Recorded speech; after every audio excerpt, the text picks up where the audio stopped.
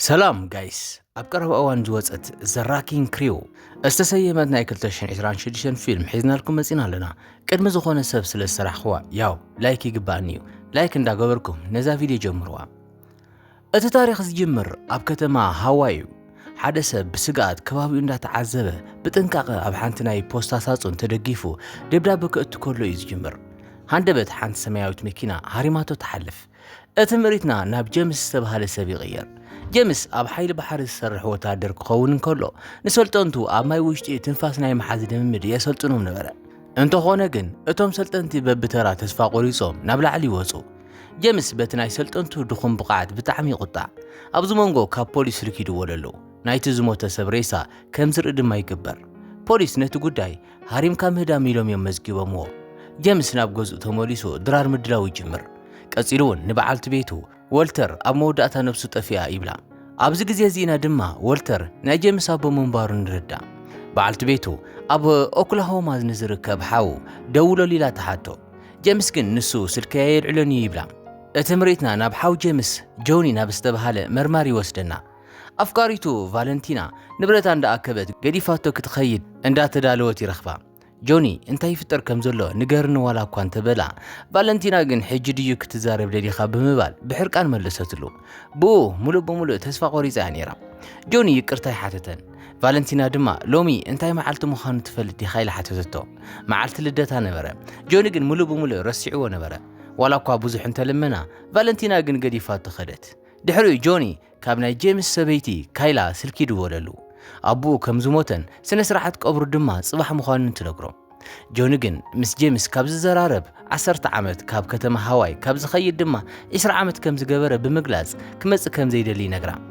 نغرغن اب شنتي بيت وشت اندهالو كل تسبات بدحريو مصيوم كارا اب غورورو يتخللو ابو خاولتر هياب سديد الخايو سلازي اتهيا بابا يالو يلوم يحتو جوني كاب حصانت جوميرو مسابو كم زي زرارب يغلصلو كابتم سبات اتحاده شوميزو كقنططن كلو اب افلبو ناي قبلو قاطيري እዚ ድማ ኣባል ያኩዛ ወይ ድማ ናይ ጃፓን ማፊያ ጉጅለ ሙኻን የርኢ እዚ ከምዚሉን ከሎ ጆኒ ነቶም ክልተ ሰባት ቦይኒ ይገጥሞም ካልእ ሰብ ሽጉጥ ሒዙ ዋላ እኳ እንተመፀ ጆኒ ንዕኡን ይስዕሮ ጆኒ ቢራንዳ ሰተየ ነቶም ሰባት ይቕልዶም ካብቶም ሰባት ሓደ ናይ ኣዲኡ መዘከርታ ምስ ሰበረሉ ግን ጆኒ ትዕግስቱ ይውድእ ናይቲ ሰብ ኢድ ሒዙ ድማ ኣብ መፍሖቕ ቺዝ ይፍሕቖ ነቶም ካልኦቱን ብጭካነ ይውድኦም ጆኒ ናይ ኣቡኡ ምስሊ ተቆሪፁ ዝወፀሉ ናይ ኣዲኡ ፎቶ ኣለዎ እዩ بخالي قز أب هاواي دما ناي أبو والتر سنة سرعة قبري يكايد نبرا أبالات ياكوزان ناي ميستر كي جوجل مافيان أبتي قبر ترخيبهم نبرو والتر مس كله ركب زنبرو ولك أو مرمار نبرا ناي جيمس قوال حوابو ناني جوني يمز يخون دويلا تحتت جيمس كن أي مزن ولا كوانت بلا جوني كن بدنقاتي خسات أتوم كل التحوات لكع مستر آيو من نقافي جمرو كساب اتقشي تطاو زبولهم متشقجق يقصلو ناي بيتسوهم فتاو زخونه اتمرحي نايتا كتما بيتر سلبهم قرب قالات يزارب ببهلي هواي مسرت والتر تقبره دحري كلهم اب غزا جيمس يكو از غزا ناي جيمس اد زنبره ولا كوانت خونه جوني كم زبلو جيمس كاب حصانت جميرو كم زي فوتو زنبره يزارب جيمس جن أبوي نناتي عدو قريفو نات كادو بممرعو نبيت سبي أفريسو ويبلو أمانغو كلتي محازو لك رحنتي حجون كاتسيلي بمغطال جوني زمزة نا أبو زي كونس نتي قتالي نمدلاي مخاني زارب جوني تمال مشت ياكوزاتات قتلوا كم زفتونو نجيمس نجيرو جيمس يسنبد جوني نابستو مليسو أب حدش أقاموشت كم زاتو يفلت نبرا جوني ناي جيمس حاجز كم زيدلي يزارب جيمس دما نيادو خاقتالكوا مدلاي سينكاس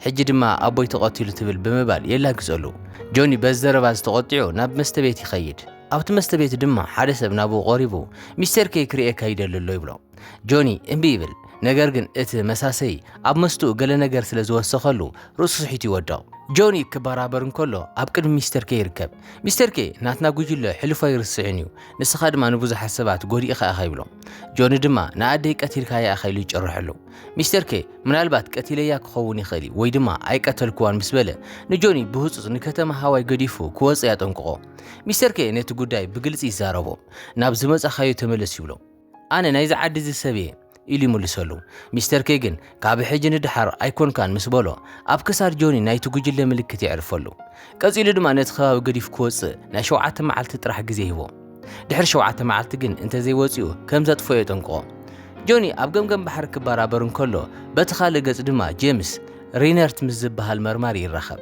ናይ ኣቡኡ ናይ ፖሊስ መዝገብ ክርኢ እኳ እንተደለየ ሪነርት ግን ዋላ ሓደ ሓድሽ ሓበሬታ ከም ዘይረኽበሉ ይነግሮ ወልተር ዝሞተሉ መንደር ሰባት ንፖሊስ ሓበሬታ ዘይህብሉ ቦታ እዩ ኣብቲ ግዜ ዝነበረ ናይ ትራፊክ ካሜራ እውን ኣይሰርሕን ነይሩ ቀጺሉ ሪነርት ክልተ መፍርሕቲ ኣሕዋት ሞት ኣቦኦም ንምምርማር ምልዓሎም መወዳእቱ ንኣንበሳ ምቕስቃስ ኢሉ የጠንቅቖ ጄምስ ግን እቲ ኣንበሳ ኣነ እየ ኢሉ ይምልሰሉ ጄምስ ናይ ወልተር ንብረታት ካብ ፖሊስ ጣብያ ክርከብ እንከሎ ውሕዳት ቃላት ዝጸሓፈሉ ወረቐት ይረክብ ጆኒ ናብ ገዛ ወልተር ክኸይድ እንከሎ ድማ ኣብ ውሽጢ እቲ ገዛ ካልእ ሰብ ከም ዘሎ ይስምዖ ሓደ መንእሰይ ነቲ ገዛ ክብርብሮ እንከሎ ረኣየ ጆኒ ነቲ መንእሰይ ሒዞሞ ስሙ ድማ ፔካ ምዃኑ ይነግሮ ፔካ ንወልተር ብሃኪንግን ስልኪ ምጥላፍን ይሰርሑሉ ነበረ ወልተር ኣብ መወዳእታ ሰዓት ኣብ ሓደ ምግቢ ዘዳሉ ትካል ተቖፂሩ ክሰርሕ ኣዚዝዎ ከም ዝነበረ ይዛረብ ጆኒ ድማ ካብ ሕጂ ንድሓር ንዕኡ ንክሰርሕ ይእዞ ጄምስ ኣቡኡ ኣብ ዝተቐተለሉ ቦታ ካሜራ ዘለዎ መስተ ቤት ይረክብ እቲ ዝተሰኣለ ቪድዮ ክህብዎ እንተሓተተ እምቢ ይብልዎ ገንዘብ እንተሃቦም እውን ክሰምዕዎ ይደለዩን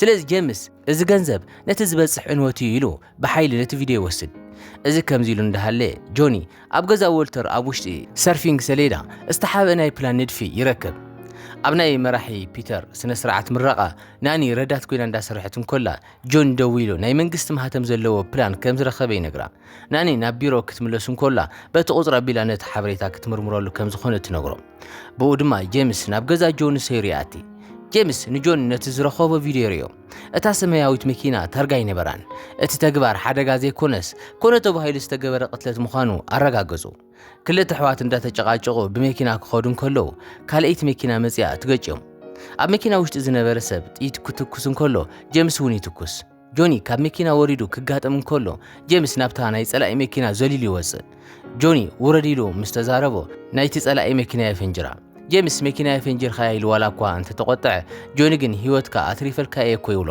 መርማሪ ኒረርት መፅኡ እቶም ዝሞቱ ሰባት ናይ ያኩዛ ቀተልቲ ምዃኖም ይነግሮም ብተወሳኺ ጆኒ ኣብዚ ሕዚ ሰዓት ካብ ስራሕ ዝተኣገደ ፖሊስ እምበር ሙሉእ ስልጣን ከም ዘይብሉ የዘኻኽሮ ድሓርናኒ ብዛዕባ እቲ ፕላን ሓበሬታ ተምፅእ እቲ ፕላን ሮቢሾ ንዝበሃል ዓብዪ ናይ ልምዓት ትካል ዝተዳለወ ኮይኑ ኣብቲ ደሴት ምብራቃዊ ክፋል ካዚኖ ንምህናፅ ዝተሓሰበ እዩ ነይሩ ነገር ግን ኣብ ከተማ ሃዋይ ቁማር ዘይሕጋዊ እዩ ኩሉ ነገር ዘይርዳእ ነገር እዩ ትብሎም እቶም ኣሕዋት ናብቲ ቦታ ክኸዱ እንከለዉ እቲ መሬት ናይቶም ተወለድቲ ናይቲ ቦታ ማሕበረሰብ ምዃኑን መሬቶም ንምሕላው ድማ ይዋግኡ ከም ዘለዉ ይርድኡ ኣብዚ መንጎ እዚ ፔካ ይድውል እታ ቀታሊት መኪናን እቲ ሹፌርን ኣብ ባሕሪ ተደርብዮም ተረኺቦም ይብሎም እቲ ሹፌር ኣብ ናይታ ከተማ መራሒ ዝኾነ ኣብ ናይ ፒተር ቢሮ ይሰርሕ ዝነበረ ኣካውንታንት እዩ ጆን ድማ ነዚ ምስ ሰምዐ ኣይሻ ኢምፖርትስ ዝብል ስም ክምርምር ንፔካ ይእዞ ታሪኽና ናብ ናይ ሮቢሾ ገዛ ግብጃ ይቕየር ፔካ ቀዲሙ ናብ ብምእታው ከም መሳሰይ ኮይኑ ተቆፂሩ ኣሎ ብዙሕ ከይጸንሑ ጆንን ጄምስን ከም መሳሰይ ተኸዲኖም ናብቲ ግብጃ ይኣቱ ፔካ ነቶም ክልተ ኣሕዋት ተቐራሪቦም ከይቕመጡ የጠንቅቖም ምኽንያቱ ብሓንሳብ ምስ ዝኾኑ ናይ ሮክመናቱ ህፃናት እዮም ዝመስሉ ጆኒ ድማ ኣብቲ መንጎ ግብጃ ንሓንቲ ሰበይቲ ተኸቲሉ ምስ ዝርራብ ይጅምር ኣብዚ ግዜ እዚ እታ ሰበይቲ ንወልተር ትፈልጦ ከም ዝነበረ ዝርዳእ ንሳ ግን ሙማቱ ኣይሰምዐትን ነይራ እዛ ሰበይቲ ሞኒካ እያ ትበሃል ሰብኣያ ዝገብሮ ነገር ክስልልላ ንወልተር ቆፂራቶ ነይራ ሰብኣያ ድማ ካልእ ዘይኮነስ ባዕሉ ማርከስ ሮቢሾ እዩ ነይሩ በቲ ካልእ ወገን ድማ ጄምስ ኣይሻ ኢምፖርትስ ዝብል ናይ ንግዲ ካር ዝሓዘ ጃፓናዊ ይረክብ ጄምስ ድማ እታ ሰማያዊት መኪና ምጥፋእ ይፈልጥ እየ ይብሎ ሞኒካ ንጆኒ ከም ዝገለጸትሉ ካብ ሰብኣያ ንምፍታሕ ትፍትን ኣላ ነገር ግን ማርከስ ንዓኣ ብሂወት ክለቃ ከም ዘይኽእል ስለትፈልጥ ንዋልተር ሓበሬታ ክእክበላ ኣዚዛቶ ከም ዝነበረ ትዛረብ ቀፂላ ድማ ኣብዚ ቦታ እዚ ምዝራብ ሓደገኛ እዩ ጽባሕ ተራኺብና ንዘራረብ ትብሎ ብወገን ጄምስ ድማ እቲ ጃፓናዊ ስለ ወልተር ክዛረብ እንከሎ ጭንቁራዕ መንገዲ ክትሰግር እንከላ ናብ የማን ፀጋም ናይ ትሬን ብምባል ወልተር ብሸለልትነት ከም ዝተቐተለ የላግጸሉ ኣብዚ መንጎ እዚ ናይ ማርከስ ሰባት ንጆንን ጄምስን ሒዞም ናብ ማርከስ ይወስድዎም ማርከስ ንወልተር ሙሉእ ክፍሊት ከም ዝኸፈሎ ይነግሮም ጆኒ ንስኻ ዲኻ ቆፂርካ ኢሉ ምስ ሓተቶ ማርከስ ሰበይቱ ከም እትክሕዶ ስለ ዝጠራጠር ዝነበረ ንዋልተር ክከታተላ ቆፂርዎ ከም ዝነበረ ይገልጸሉ ጆኒ ኣብ ጠረጴዛ ምስ ዘሎ ቡምባ ክፃወቱ እንከሎ ጄምስ ድማ ኣብ ጠረጴዛ ዝተቆረጹ ናይ ሰብ ኣጻብዕቲ ይርኢ ድሕሪ ቁሩብ ጻንሒት ግን ዘይተሓሰበ ነገር ይፍጠር ናይ ማርከስ ሰበይቲ ሞኒካ ካብ ፎቅ ወዲቓ ትመውት ጆኒ ብቁጥዕ ናብ ገዛ ማርከስ ብምኻድ ምስቶም ሓለውቲ ይጋጠም ኮይኑ ግን እቶም ሓለውቲ ብኤሌክትሪክ ሃሪሞም ይድርብይዎ ጆኒ ንማርከስ ንስኻ ኢኻ ዝቐተልካያ ኣቦይ እውን ዝቐተልካዮ ንስኻ ኢኻ ይብሎ። ማርከስ ግን ንፖሊስ ደው ኢሉ ጆኒ ከም ዝእሰር ይገብር። ናይታ ከተማ መራሒ ዝኾነ ፒተር ናብቲ ፖሊስ ጣብያ ብምምጻእ ብናይ ማርከስ ፍቃድ ጆኒ ከም ዝፍታሕ ይገብር። ፒተር ንጆኒ ክነግሮም ከሎ ወልተር ኣብ ውሽጡ ዝነበረ ጸልማት ኣብ ህይወት ንዝነበረ ጽቡቕ ነገር ኩሉ ከም ዘጥፍኦ ገይርዎ እዩ። ያው ጸልማት ኣብ ውሽጢ ጄምስን ኣብ ውሽጢ ኻን ኣሎ እዩ። ነገር ግን ንስኻትኩም ወልተር ዘይነበሮ ሓደ ነገር ኣለኩም፣ ንሱ ድማ ሕውነትኩም እዩ ይብሎም። ጆኒ ካብ ማእሰርቲ ምስ ወፀ ኣብ መንጎ ጄምስን ንሱን ቃልሲ ይለዓል። ጄምስ እትሰርሖ ዘለኻ ነገር ንኣቦና ኣይመልሶን እዩ ይብሎ። እቶም ክልተ ኣሕዋት ከም ጸላኢ ይበኣሱ። ጄምስ ንጆኒ ብኸውፉ ምስ ወቕዖ ድሓር እንታይ ኮይንካ እዩ ኢሉ ይሓቶም። ጆኒ እውን ብጣዕሚ ኣብ ዝደለኹካ ሰዓት ገዲፍካ ንከይድካ ኢኻ ከመይ ዝበልካ ሓዊኻ ኢሉ ናይ ልቡ የውፅእ። ጄምስ ግን ንጆኒ ዝሰደዶ ካብ ያኩዛ ንምሕላውን ካብ ማእሰርቲ ንምድሓን ከም ዝነበረ ይገልጸሉ። ኣብ መወዳእታ ጄምስ ንጆኒ ገዲፍዎ ብምኻድ ይቅርታ ይሓቶም። ሕጂ ክልቲኦም ነታ ኣቦኦም ዝቐተለ ሰብ ብሓንሳብ ክሃድንዎ ይሰማምዑ። ኣብዚ መንጎ እዚ ጆኒ ካብ ኣፍቃሪቱ ቫለንቲና ስልኪ ይድወለሉ። ቫለንቲና ንብረታ ንምውሳድ ናብ ገዝኡ መፂ ኣብ ዝነበረትሉ ሰዓት ካብ ከተማ ሃዋይ ዝመፀ ህያብ ረኺባ ነይራ። ኣብ ውሽጡ ድማ ናይ ኮምፒተር ሓበሬታ መትሐዚ ፍላሽ ድራይቭ ነይርዎ እዩ። ንቫለንቲና እሚኖም ናብ ሃዋይ ከም እትመፂ ይገብርዋ። እቲ ዝረኸብዎ ሓበሬታ ድማ ናይ ዲጂታል ገንዘብ መፍትሒ ምዃኑ ይርድኦም። ንምፋት ግን 12 ቃላት የድልዮም ነበረ። ጄምስ ካብ ናይ ኣቦኡ ንብረት ማእኸል ዝረኸቦ ወረቐት 12 ቃላት ተጻሒፎም ይርከቡ። ነገር ግን ልክዕ ክኸፍትዎ ከለዉ ካብ ሄሊኮፕተር ጥይት ይዘንበሎም። ቫለንቲና መኪና እንዳዘወረት ንኸምልጡ ዋላ እኳ እንተፈተኑ ብሞተር ሳይክል ዝተዓጠቑ ኒንጃታት የሳድዎም ነበሩ። መኪና ንድሕሪት እንዳኸደት እንኮላ ሓደገኛ ውግእ ይካየድ።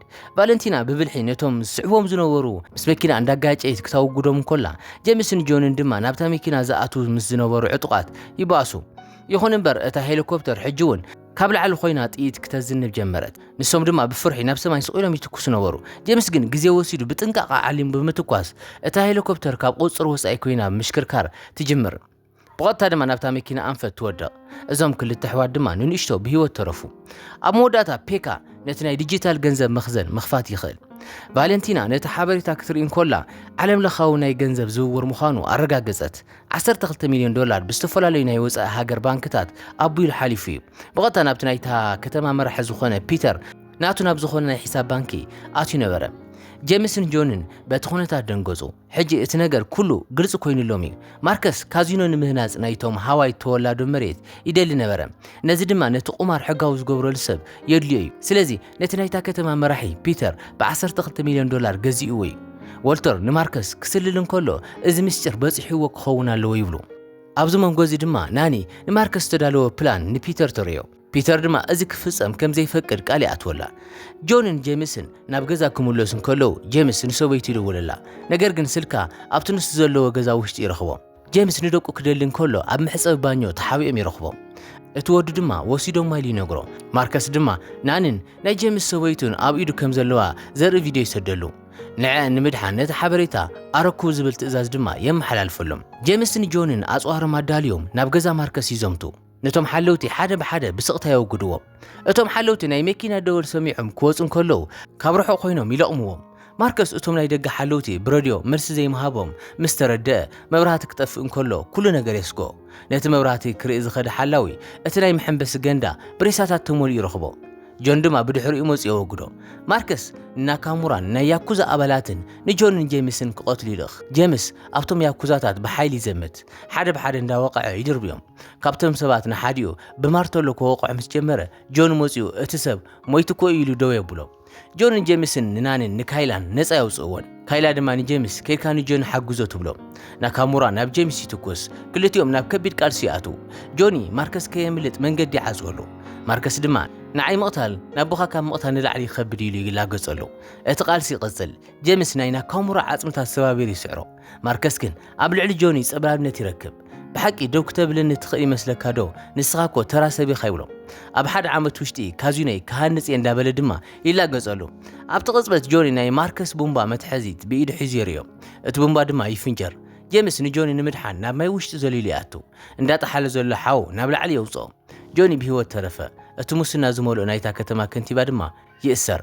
እምበኣርከስ ክቡራት ተኸታተልትና ናይ ሎም ታሪኽና ኣብ ዝተወዳእ ነቲ ታሪኽ እንተፈቲኹሞ ላይክ ግበሩ። ሳብስክራይብ ብምግባር ድማ በብመዓልቱ ንለቆም ሓደሽቲ ፊልምታት ናባኹም ክበፅሑ እዮም። ናይ ሎም ዝነበረና ፊልም ግን ነዚኣ ትመስል ነና። ክሳብ ብኻሊእ ፊልም ንረኸብ። ሰናይ ቀን